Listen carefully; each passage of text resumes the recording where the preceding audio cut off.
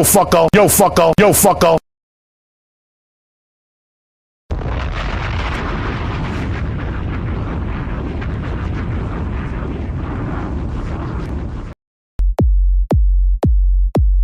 Let's get it popping.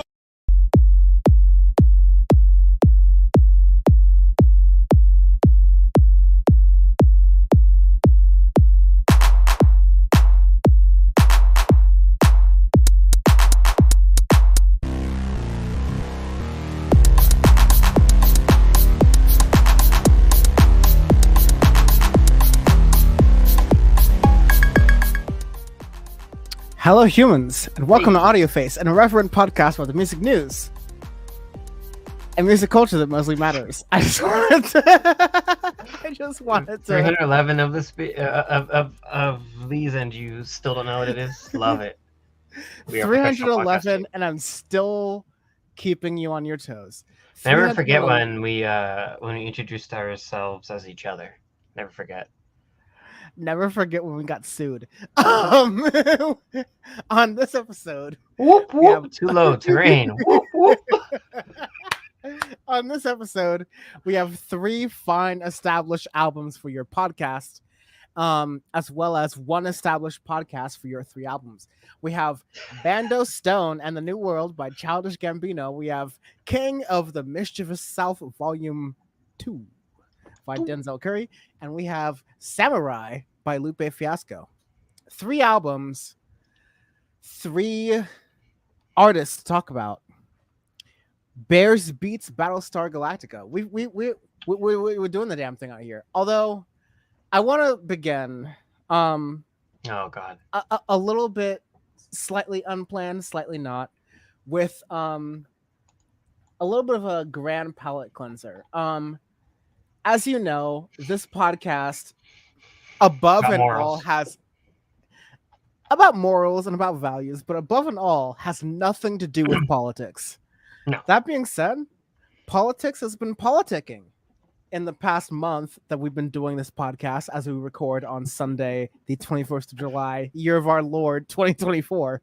And we can't help but forget that in between the Democratic Party, reshuffling and the Republican Party re-earing, there's been a lot of things happening in the political space, and we don't like to stick our nose too close in the political things here on Audio Face because hashtag no politics, but I feel like we would be remiss if we didn't talk about the hot new single from Fujiano Blow featuring Amber Rose.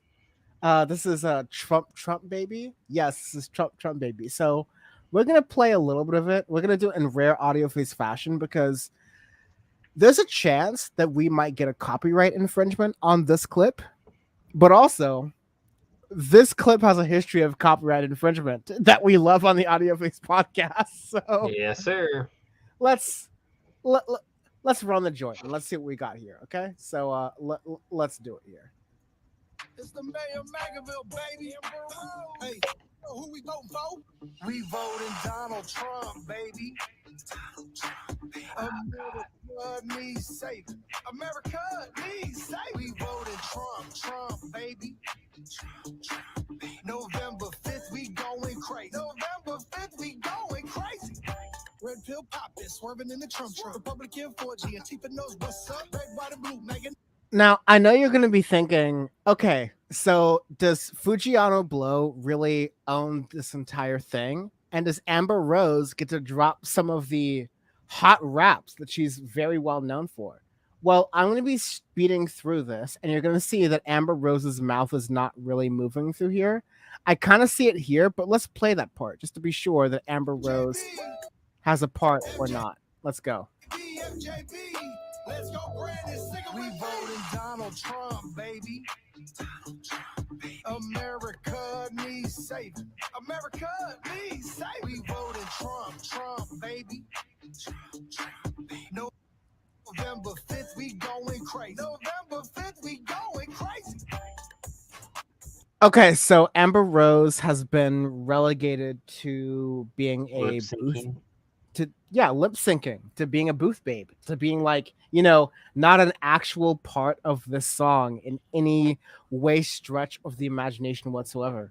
And Fujiano Blow is doing all the lyrics. Sean, we've been reviewing rap lyrics on this podcast for, damn near a decade. How is Fujiano Blow rapping? In your opinion, as a person who listens to a lot of rap music, who's been reviewing rap lyrics for at least 8 years now, how do you think about that? To bring back the YB better or not scale, to bring back the classic, YB definitely better. And that's rough. This is... Also, I gotta nominate him for what's the award called? Ice Baby Award. Oh my god. Plagiarism. Yeah, the plagiarism award that we have. Yeah, we have an award for like the. It's been a while, but this one is literally for this song. We have an award specifically for folks who don't know. This is a sample. Well, this is originally a sample of Queen's "Under Pressure," and then Vanilla Ice sampled it for Ice Baby, and it was one of the famous sample things ever that we make fun of on classic Audio Face all the time. Which become a Syndicate 23 member to get the classic episodes of Audio Phase, where we make fun of this all the time. It's way better than a streaming service because we're talking about popular music, and you get to get involved in what that's happening. But we talked about how it was the Vanilla Ice Award. I remember it now. It was the Vanilla Ice Award because Vanilla Ice famously said, "Oh no, I didn't copy Under Pressure because that song is dun dun dun dun dun dun dun, and this song is dun dun dun dun dun dun dun." No. He goes like this. No, hold on. But my song is dun dun dun dun dun dun dun dun, dun. And he just starts laughing halfway through explaining it. So that's the best part of the clip. So that's what's he doesn't even award. He's like, yeah, bro, I just ripped it. He can't even get lost in his own sauce. Is the funny part. Like he doesn't even believe his own bullshit. So like, Republicans are grifters. Republican politicians are grifters. Republican, celebrities are grifters. But rarely do you see it being this obvious. Where like you have Fujiano Blow, who made the Target's Groomers type songs in the past couple years, ripping off of Vanilla Ice's song, which itself was a ripoff of Queen's song, which itself was a ripoff of. They don't want to talk about that. But God, worst music, Vanilla Ice Award, ¿Por qué no los dos? I don't know. I mean, absolutely, like, man, bada bing, bada boom, just slap it on there. Go directly to jail. Do not pass go. Do not collect $200. Like, just that's it. They call me Joey Bananas. Anyways, that's what it be. I think I actually have the hold. I do have the. Oh, hold on. I had it on mute. Yes, bucket technique. We're all coconut headed now. We're not gonna do the standard coconut headed thing, but we're gonna do the. Yo, fucko.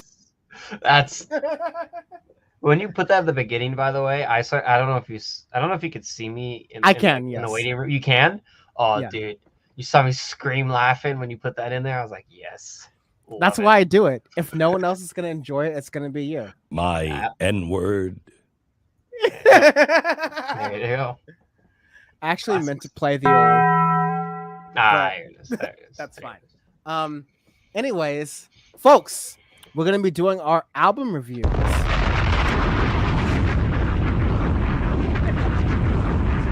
That never gets old either.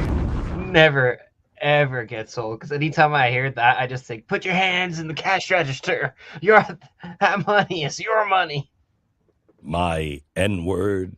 Oh, Sorry. I Dan's having once too much again, fun. that is way close to the sound Hmm. word, so we can't do it. But anyways, He and I have to definitely debate. That's what I love. first album review of the day, we have. Oh fuck! I'm sorry, Sean. You're gonna hate me, but I need to spend about a minute to get the Oh my the god, this motherfucker. the sidebar in. Yeah. I'm sorry. Let's do the old. Let's see. Live production, damn. Want to hear one And- of the BAM classics? Yeah. Oh no, wait, what- I can't do one of the BAM classics actually. Oh shit. Why? um, Legality issues or what? yeah, it's audio issues. I can maybe do a BAM class. It's gonna take a long time, so I'm not gonna do it. Anyways, I'm just gonna play the audio face music while I get ready. I'm just actually gonna go to a quote unquote commercial break, and I'll be back in 30 seconds once I have the layout ready. So be right back. Sorry. Rip. No. How come that's happening? Okay, that's fine. First, there we go.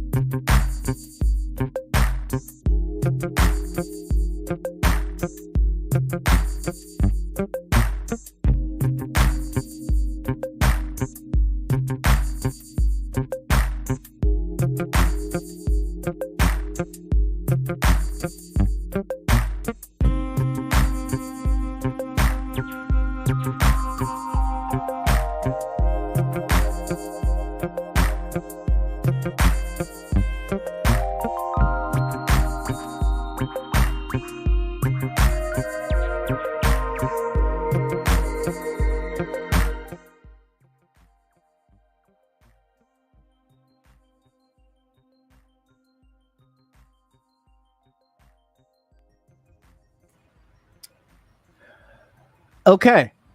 Thank you for waiting while I load that joint up. And we have our first album review of the day, so no Gary's way. It is Bando Stone and the New World by Childish Gambino. Bino. A review of that album that is 17 songs, 1 hour, count them, 1 hour long. And this is the supposedly last record by Donald Glover, aka Childish Gambino. And what a run. What a run. Absolutely. Childish, yeah, Donald Glover, of course, has done, the full gambit, the big three.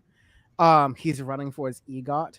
He has been truly, he's been a musician, of course, as we're talking about him in the audio face context. He's been an actor, and he's been a director. So he's, acted and directed in shows as early as Community and, afterwards. And then he has directed a bunch of films and acted and directed in shows like Atlanta, of course. And of course, his musical history has been very well documented. I think Camp was his first sort of jump onto the scene because the internet was a thing that people really got onto. Yeah. Awaken My Love was just like a classic moment, sort of.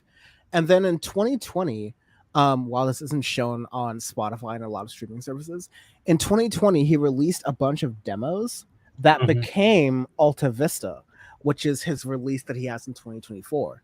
And these were, some really unique demos. Some of them featured folks like Summer Walker and 21 Savage and Ariana Grande. Yeah, some pretty cool tracks. Yeah, we had some songs like Algorithm that were just really fun and really forward pushing. And that pushes us to Bando, Stone, and the New World, an album that accompanies a movie. Admittedly, we did not watch the movie for this podcast. We were just, doing the damn thing. And this album, again, pitched as the culmination, the end of the Childish Gambino, Donald Glover musical era, whatever that may mean at time of recording. Artists do some fun things in the future. Seems to, have some of the best artists that you would collaborate with in this space, from Chloe and Halle to Amare to Georgia Smith, someone that Sean and I both love, to Fouché. So, you have a lot of really good collaborations on here. And also Yeet. But, and also Yeet. But I don't know. For an ending album, I'll be honest, right? I wanted to make this album review a reckoning on how overrated I felt the Childish Gambino was. I honestly felt cool. He's doing whatever he's doing. That's fine. But I felt, I don't know. I'll express this here. I felt that, on the one hand, he's a good and talented artist, but on the other hand, I am naturally skeptical of artists that white people. I'm skeptical of black artists that white people discover before most black people do. And most of the time, when I was being introduced to Childish Gambino, it was through white friends and people who are discovering this music, and not the way that a Denzel Curry or Kendrick Lamar or a lot of other artists were introduced from black people to white people. This is an artist that was introduced from white people to black people. So I have a natural sort of I can't describe it other than the way that I just did, distrust, or a little bit of I'll be hesitant. Well, then what about Tyler the Creator? Because I feel like it's a pretty fucking big white boy. Yeah, Tyler the Creator is the same thing. And Tyler the Creator had to earn my respect, because Tyler the Creator, similarly, and also just to run the full gamut, I would say Tyler the Creator, Childish Gambino, and Chance the Rapper are all black artists who are introduced to me first through white people. And that's, part of my upbringing as someone who was black but grew up in England and in the whiter parts of Southern California, and that's my upbringing and that's my setting. But also, I discovered plenty of black artists who are pretty black from black people while living in these same settings. So I have this natural sort of caution towards these. Dan just doesn't want to give anything to Whitey. That's what absolutely not. Dan ain't giving Whitey nothing. That's what it is at the end of the day. That's it. He just he can't be showing me Childish Gambino. That's one of us. Whitey can't be having that. At the end of the day, long as there's two people left on the planet, all right. So no, too soon. So yeah, no. Childish Gambino had to earn my respect, and much like Tyler the Creator earned my respect. In the Chance sense the Rapper did not. His shit sucks. Chance the Rapper sucks. He's awful. Chance did not. Tyler the Creator did with a lot of his works. And Childish Gambino, I don't want to say narrowly, but I do want to say narrowly, but also Awaken My Love. And because the internet, no. But Awaken My Love, yes. Awaken My Love very much earned him. And then you're not just America. Even then, no. This Is America is very much in the because the internet vein of white people can understand black culture through this music. But that's not true. You got to be a Kendrick Lamar fan to really understand black culture as a white person, which a lot of white people are. But there's a separation between white people who like Childish Gambino because he doesn't go as far politically as Kendrick Lamar does. Yeah, and they appreciate that. And then they get to Kendrick Lamar and they're like, whoa, this is too much. I don't know. A lot of people like him, but he seems kind of off to me. And the reality is no, he's tapped into the culture. But either way, I've talked too much. Meanwhile, there's me, Baby Keem fan, but Too fun to be Keem. Too fun to be Keem. No. So I mean to say that Childish Gambino is one of the suburban rappers, like Tyler the Creator. Tyler the Creator has earned my respect. Childish Gambino has just barely cleared the wall of earning my respect. If you're going to be on Community on NBC, you have a higher bar to climb to earn my respect. And then there are a couple artists who don't. Either way, Bando Stone, I wanted to walk in hating this album and making an example out of it. And I came out of this album through all three of my listens going, damn it. This guy knows music. He really does. He really does. It's really solid. I wanted to kind of hate it too, just because it's fun. It's fun. First off, we love hating things. I'm not a big fan of because of the internet. I do Awaken My Love. I think there's some really good tracks on there, and some of the stuff from the 2020 record and the demos. I was like, oh, these are actually really cool that I enjoyed. And then Bando Stone in the New World comes, and I love the intro track, just not what it is. Hearts were Hearts were meant to fly. Yeah, but it looks like what Elon would name his 45th child, who would still disown Elon after turning 18. And trans, absolutely. Always. First of all, I'm just gonna say, like, Elon Musk, like a lot of Elon Musk's political bent is just the fact that he hates the fact that one of his kids is trans. Mm-hmm. Like literally, like That's everything has to, like, a lot of this has to boil down to the fact that Elon Musk cannot accept the fact that one of his kids is part of the woke mob and part of the woke agenda. It's like, why can't my kid be someone that I understand? And it's like, your kid is perfectly understandable. Your kid, Elon Musk, is a beautiful human being who was like part of your family history. If you would only accept that, you dumb yuck tooth inbred little bitch. But anyways, hashtag no politics. Childish Gambino here is different from this. Continue, Sean. And it's just so it opens as Hearts Are Meant to Fly, which is this really cool electronic distorted track to get you into where it's like, all right, this is gonna be fun. You have Nathania, the second track right after this little ballad. You have Survive with Chloe, and then Step's Beach, and then even Talk My Shit right after. You have a 5-song run, which just, man, to me that just shows the range and even the maturity of Childish Gambino, ironically named.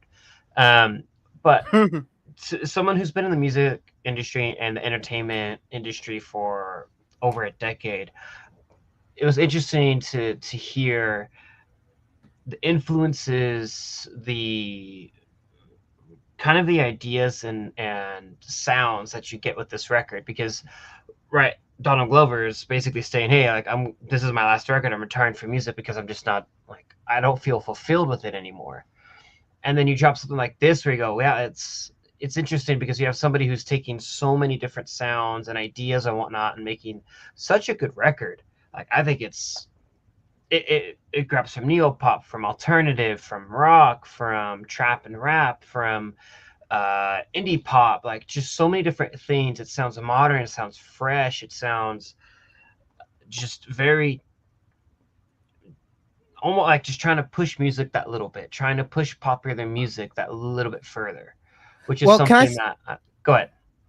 Well, no, it's something that you're looking for in music. I didn't want to cut you off, but like, I want to say that the point in which I really turned on this record was track 6, Got to Be, which samples Breathe from The Prodigy.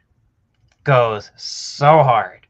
Like, you get to that, and that's what I say. It's just, you listen to that, and you're like, this guy listens to music. Like, Donald Glover is a music head.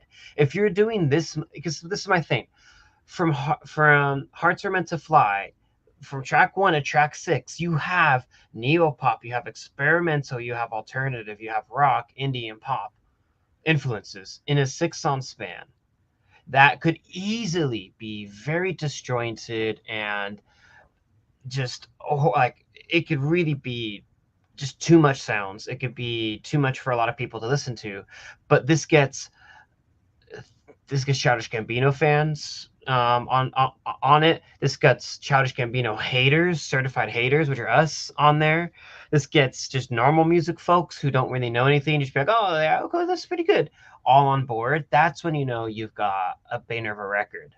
And yeah, that like he sampled the Prodigy on that. I go, oh shit, yeah, he knows what he wants.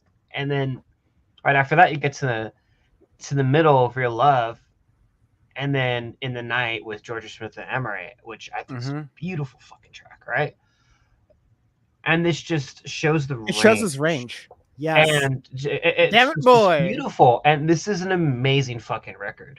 Like, I really wanted to go on and be like, I wanted to be Huey Freeman so bad at Childish Gambino and just be like, eh.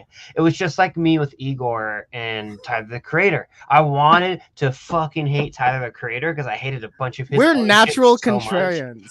Like, we really want are. to be like, oh, everyone likes this. We hate it, and here's why. And like in politics, that works a lot for us. But like, it really does. Justify it. And music, it works a lot for us. But like, we have to be really careful because once we listen to it, we're like, oh my god, he's actually good. And that was my thing with like Igor. When that came out in 19, I was like, fuck, all right, I can see now the appeal of Tyler the Creator because this album is amazing. And now the same even thing with even with a Flower Boy to censor Flower Boy, yeah, title because real ones know the full name of that title, right? But no, but even Flower Boy, I was like, oh no, Tyler is a generational artist who managed to tie his ratchet early, reckless sound with his newer evolved sound, and they sound similar enough to bring together. Like, that's something that Childish Gambino did here. Like, his old stuff has enough tie to his new stuff, and within that is maturity, and within that is growth. And I'm just like, it's a very, very strong record to where I didn't feel the hour, which is saying something, right? Like, in the year 2024, year of our Lord, most records, most pretty solid records are between 35 to 45 minutes tops. We don't really get many hour records that we will put a stamp of approval on, right? And be like, oh, if someone makes an over hour record, we're kind of pushing it at this point, yeah. Yeah, we'll be like, okay, it's a bit long or this or that. Like, it's 2020s, make something a little bit shorter, get to the But with this, it's like, to me, there's no skips.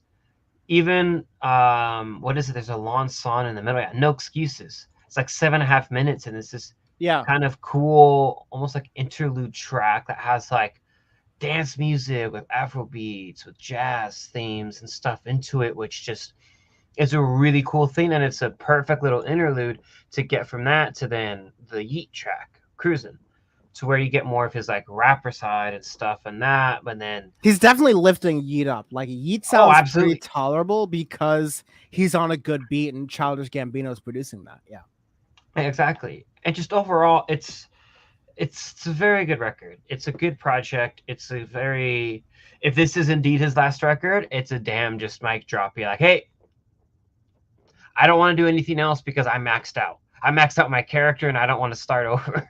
Like, it's it. It's all right. Like, Daft Punk's Random Access Memories is the moon when it comes to ending your career on a high note. And Childish Gambino does not reach the moon. But as the saying goes, even if you don't reach the moon, you'll hit the stars. And this is one of those albums that, like, listen, I wanted to cut when this album came out on Friday and I added to the rundown. I wanted to put my thumbs underneath my armpits and come up here on Sunday and give y'all a shit-eating grin and tell you how much I hated this record. And I just couldn't do it. And it's just one of those where I listened to this, like, after second listen, I'm like, damn, this is in the running for one of my favorite records of the year. This, like, I don't even, like, this is a really competitive year, so I don't even know that.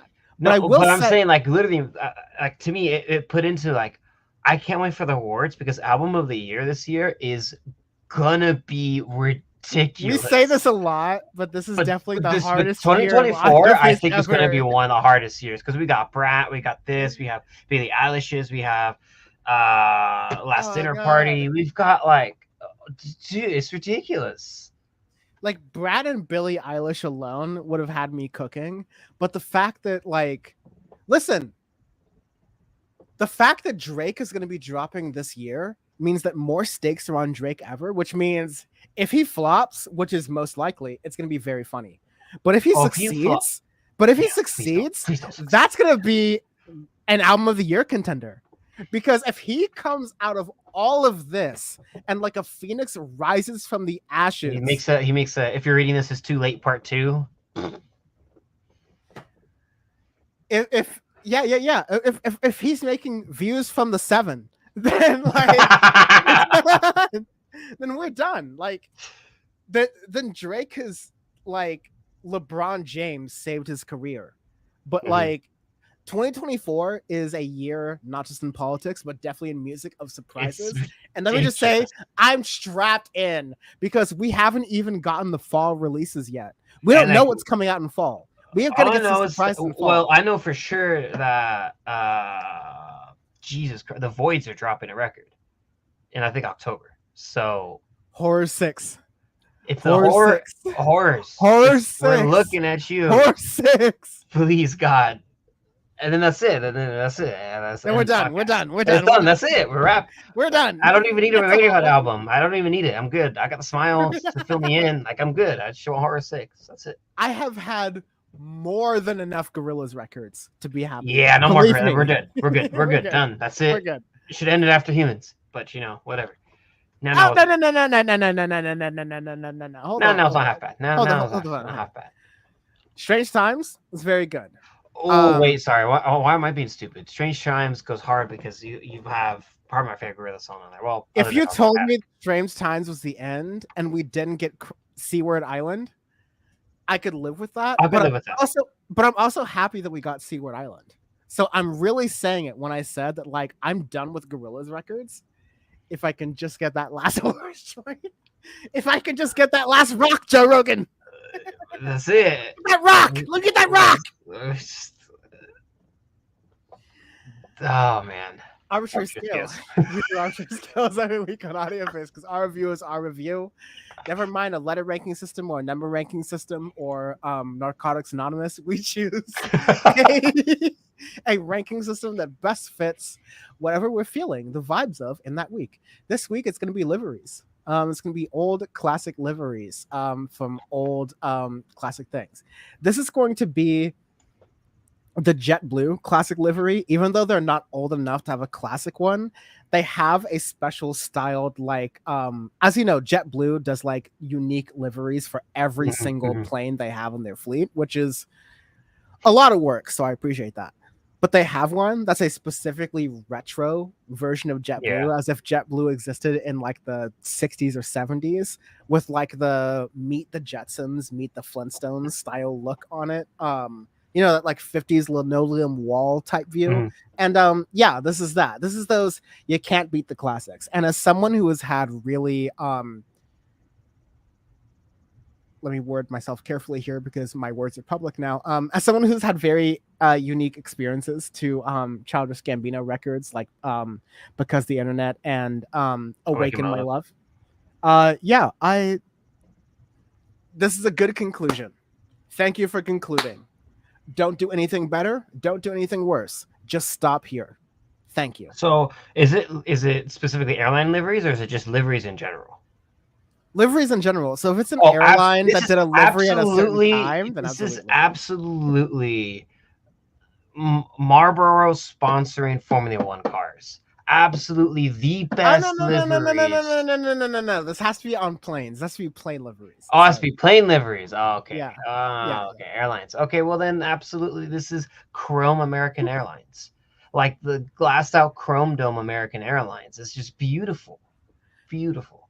I don't like that one. Stripes in the middle, chromed it out. It's ugly. It's hideous. But I think it's gaudy like a Trump casino. It's just it's literally American as American as it gets. You fly American Airlines on the Chrome 78, you know what you're doing. That is as American as it gets. Or even no, not even a Chrome 78, a Chrome DC-10. Yes. I am a real American. Fight for the rights of every man. Okay. Pinkerbell says, "Hey friends, Elon Musk, world's most divorced man." Yes. That's fair. And That's also fair. saying, "I don't know like a third of the words you're saying, but I'm enjoying the show and learning a lot." That's what we do here. That's what it's all about here. I'm just trying to figure out where you got your Snoopy shirt from because I'm jealous. Oh, this one? I bought it in Spain. You bought it in Spain? This is the one from España. Wait, let me That's a flex. Hold on. Let me show. Oh, the full tour. Let's go. Yeah. Let me show the bit from the back. Huh? Okay, that goes so hard. See? That all right. I'm pretty jealous. España's going hard. Goes hard in the paint for peanuts. Yeah, it says peace, love, and music. For those who are watching, and it says "Right On" the front with the Joe Cool version of Snoopy in the front. Second best Snoopy. Is the first best Snoopy versus the Red Baron? Absolutely, 100% Snoopy's best Snoopy. What the fuck are you smoking, dog? It's only British flying ace. Flying goggles, scarf and all. Kane too, because he's a right good chap, honorable chairman chap. I've finished most of content. I'm not feeling House of the Dragon, I'll be honest, so I'll catch up to it later. But I finished The Bear, I finished Smiling Friends, so I don't have much content to watch. So I'm watching the Peanuts movie. I'm watching a lot of content that came out in college when I was too busy to watch things in college. So I'm watching the Peanuts movie that came out in 2015, 2016. Something like that, yeah. About 10 years ago. What was that during 2015, 2016? Don't ask about it. So I'm watching that, and that has been really interesting to experience. And yeah, that's been good. So next, let me get the screens up for a second. Give me a second. Bada bing, bada boom. There we go. Spotify. Oh no, you think I'm there, but I'm not. Because I need Spotify open. Okay, next album review of the day, we have King of the Mischievous South, Volume 2 by Denzel Curry. 15 songs, 34 minutes long. Volume 1 came out on SoundCloud almost exclusively, and it was a true held to mixtape. It was a real mixtape. Like it was like dragging some artists on here. We're doing the damn thing. We're doing Fisher Price beats. It's amazing. They don't make them like this anymore. Mixtape. Yeah, and this is volume 2 of that. Although also released to streaming services, so it has like a little bit more of like a credibility to it. And this is, listen, I was looking forward to listening to this, especially car testing this album, and it did not disappoint. I mean, it could have been better. It could have been perfect. It wasn't perfect, as rarely a Denzel Curry album is. Yeah. But it delivered in the sense that I wanted a banger. I wanted something that was like pop rap, that was, something I could bang my head to, something that was like a little bit grimy, something that I expect from Denzel Curry. And we got that here. And I'm happy about that. There's things that could have been done better, but I'm happy about what I got. Well, it's kind of a departure from his last record, Remote My Eyes See Your Future. Remote My Eyes See My Future is really an introspective record, kind of being a little bit more vulnerable in a way with the lyricism and the themes within that record. I mean, you still have like hard-hitting tracks and stuff, like Ain't No Way. I think Worst Comes to Worst, but you have a lot more kind of slower, introspective stuff that you got with that record. But with Kingdom of the Mischievous South, Volume 2, you get just fucking Denzel Curry at his best, just straight, just trapping, just doing the damn thing, having fun. There's a lot of little interlude tracks in here, which I think is my biggest complaint of the record would be that, where some of them are okay, but after a while kind of got a little annoying with kind of the 30-second interludes had it all after almost every song in the middle. I'm like, I'm not a big fan of that part. Kind of threw it off. But It's you more have some, Zoo than Melt My Eyes, See Your Future, where Zoo felt like kind of grimy and mixtapey, whereas yeah, Melt My Eyes, See Your Future was a little bit more of a polished album. for If sure. I'm Yeah, this understanding is correctly. definitely more of a Zoo, where it's like definitely more raw. I mean, you still have good shit, like example Ultra shit, but the real opening track. I really like the production on it. It's grimy, but it's not. It's what, if you want to make trap sounds in 2024, right? Like this is the way I like it to be, because it's not the same overused trappy over and over again. It's good production. It's catchy. It's fun. You have good flows on it, and it sounds updated, right? And I think that's something that I like a lot on this record, because we're very critical of rap, because as a genre we both thoroughly enjoy and have been reviewing for almost a damn decade on this podcast, to where I don't want to, right? Like the most Denzel-ish Curry song on here is "Set It" with Maxwell Cream, hilarious name. But with that, it's like that sounds like a Denzel Curry track. That's like, okay, that sounds like 2018, 2019. But other than that, it's the other tracks you get, like they're definitely grimy and trappy, but they don't sound dated. Because a lot of what we're getting with rap and trap, it sounds dated to be like, okay, that would have sounded really cool in like 2017 or 2018 or something like that, right? Like without warning era of trap. But with King of Mischievous South, Volume 2, to me it sounds like, okay, a trap record that fits in this decade, which to me is one of the very few, if not like the first one. Well, not the first one, because I feel like the Baby Keem one is definitely fits in this decade. But yeah, I Yeah, enjoyed it. Melodic Blue feels like it's setting the tone for this decade. I Yeah, mean, and that I was think like 2021, I think. yeah, and I think you've had a couple of other albums that have done this Decent pretty ones. well, but like I I mean, feel like of the rap classics released in 2021, Melodic Blue and Mr. Morale. well, Mr. House Like 2022 yeah. I'm sorry. Of the melodic sorry. Of the of the 2020s. classic of the rap classics released in the 2020s. Mr. Morale and the Melodic Blue. And I'm trying not to be like Kendrick Lamar, biased.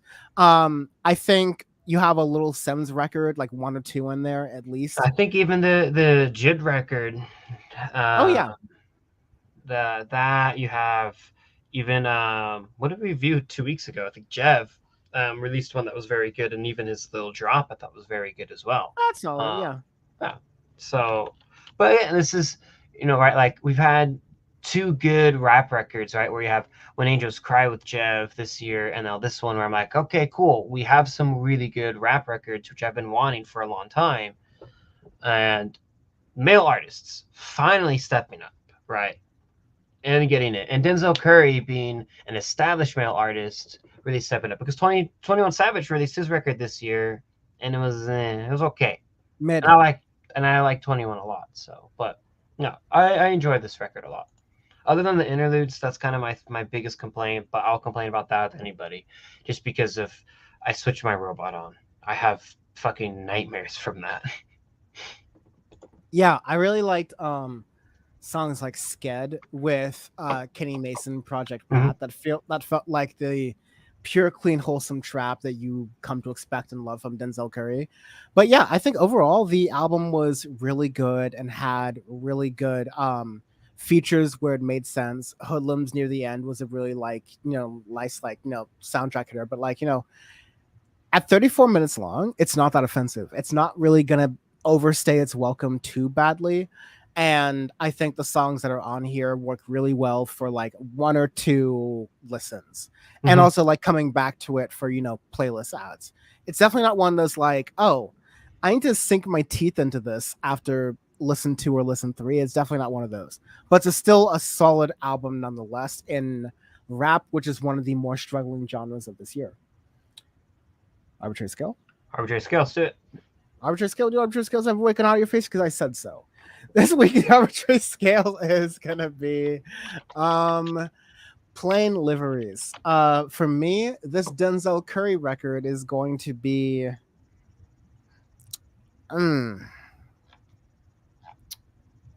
Sean, do you have any ideas? Yeah. This is PSA. the original PSA Airlines, which was like this orange red kind of thing. And actually, I think American Airlines made like a little retro thingy with the Pacific Southwest Airlines, where almost the Airbus looks like it's smiling on it. That one kind of goes hard. I remember that one. Oh, that's really good. I think I'm gonna go with the Aeromexico. Ooh, The which yeah, one? The yeah, Aztec one or what? yeah, the Aztec livery. The Aztec All right, that livery, one. yes. All right, that one goes hard. Yeah. I think that's really good. I also like I was about to pick the Alaska Airlines one that looks like Horizon Air, or it looks like a Suncoast, where it has like those like orange and red stripes through it and then like a little like sun on the tail. Like those are really nice too. But I think I'm gonna, that feels too weird because it's like, oh, you cannibalize that airline. It's like every time you look at a United livery and it's like, it's Continental. That's actually mostly Continental. The globe thing, that's Continental. That's whatever, dog. But we out here. Yeah. Anyways, that is how we felt about that. We were talking in chat about the Peanuts cartoons. I love that very much. So yeah, please continue to do that. Next album. Please give me a moment to get it up on my screen and also to get it up on the thing. Anyways, our last final album of the week, it is going to be Samurai by Lupe Fiasco. It is 8 songs, 31 minutes long. And Lupe Fiasco, we've been keeping a pulse on a little bit. He's been releasing music since a long time. Yeah, since like 2006, 2007 at least. He's come out with a lot of work since then. And there have been a lot of artists that Sean and I like or don't like, but have been around from like the 2000s who sometimes we check in on, sometimes we just forget about. And we'll forget about artists because sometimes we want to highlight new artists who are doing things really well. But Lupe Fiasco is an old artist who has been adapting to the new sound rather, very well. Samurai, his latest project, I think is like both an old head's paradise, but also something that someone new to rap music. Like I'm thinking like my niece and nephew and their like, literal teens, early 10s period. Like they can also get into this music because it's new, it's fresh. It doesn't feel so old that it feels like outdated. Like it feels like, an old head trying to rap old head style music in a new era. This feels really modern and really smart. And at only 8 songs, all these 8 songs hold their punches very well. 6 of the 8 songs at least hold their punches very well. But I think overall it's a good album, and at only 30 minutes, there's no real like hard investment to make here. It's really good. But Sean, given that loaded thing, what do you think? Well, I think it's a really interesting record because kind of like looking at it a bit, because I totally forgot about Lupe Fiasco, because when you put that on, I'm like, wait, he made a new record? So what the hell? And I didn't realize we did review, just for the audience's sake, we did review Drill Music in Zion in 2022. So there's that. Yeah, there's that, because I didn't hear him making anything else, because we did that one, and then I thought, okay. Well, and that might have been a music recommendation also from me, so we'll leave that there. Yeah, I definitely listened to it, but I didn't realize that he was making anything else. I thought that might have been one of his last records. So when I heard that, I was like, oh, shit, okay, I wasn't expecting that.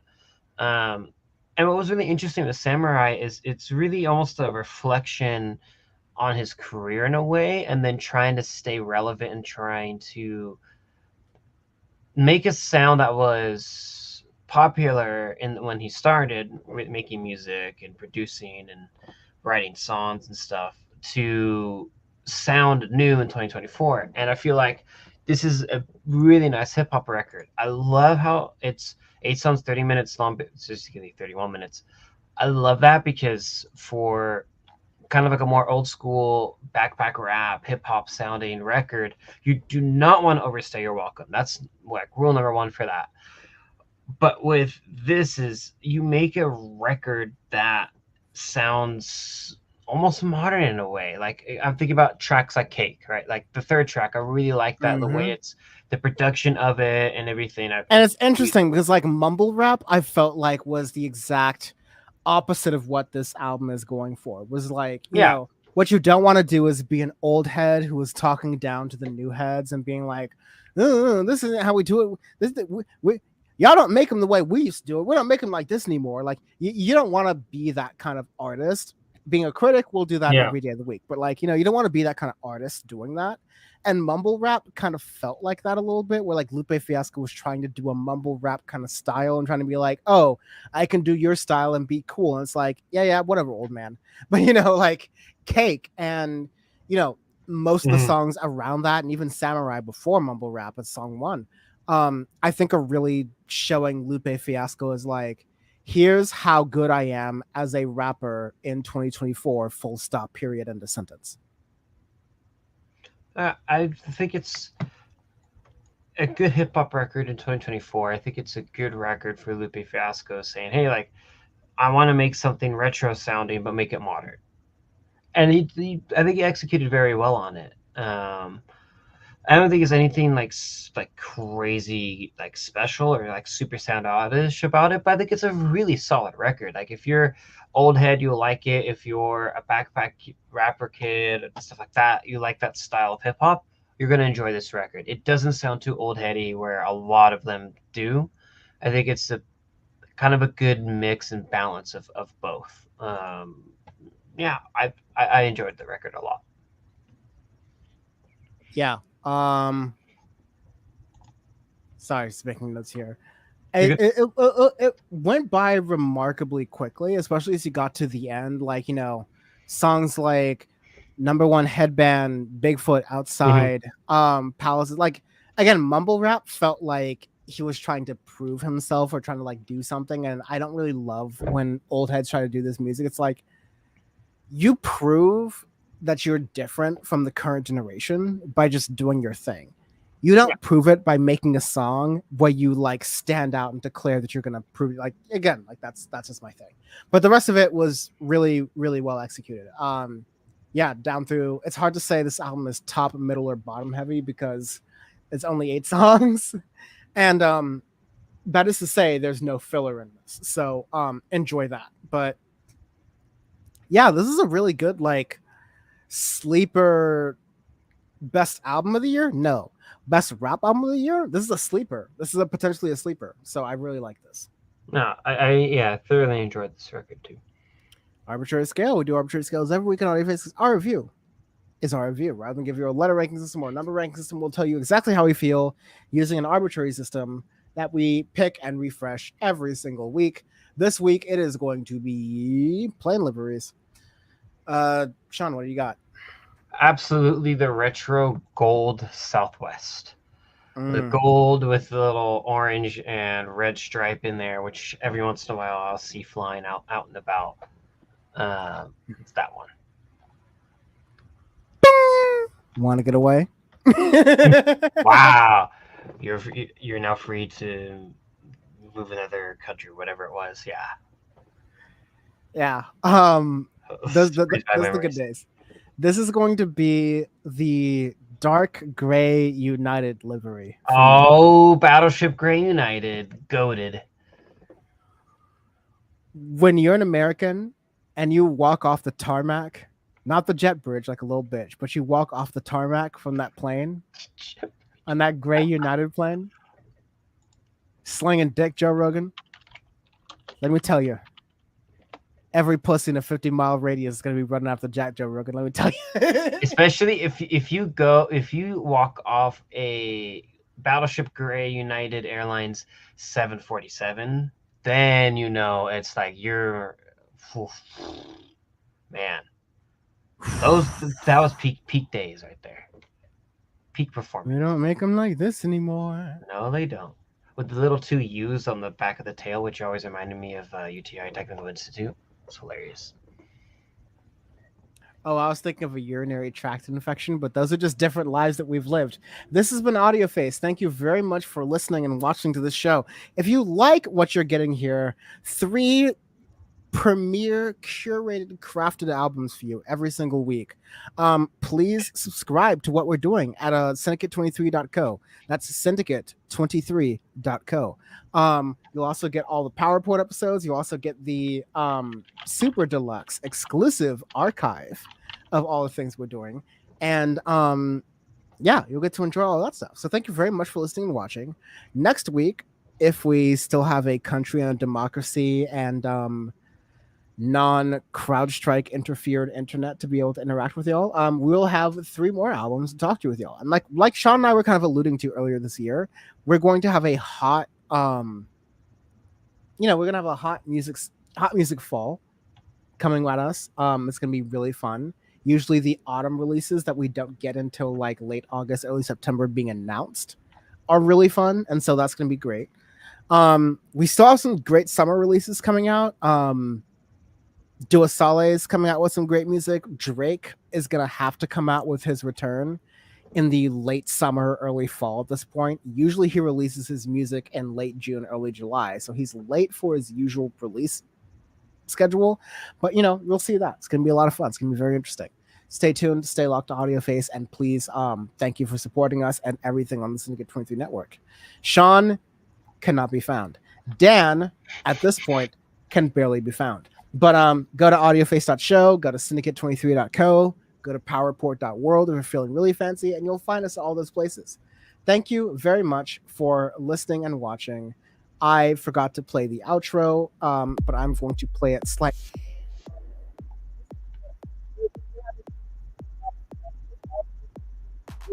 Next week with more music and news and culture and coconuts and all those things that mostly matter. So thank you very much. And as always, push it back. Push it back. Push it back. Push it back. When all else fails, just push it back. Just push it back. That's the best advice we can give you. Push it back. Cheers. Bye.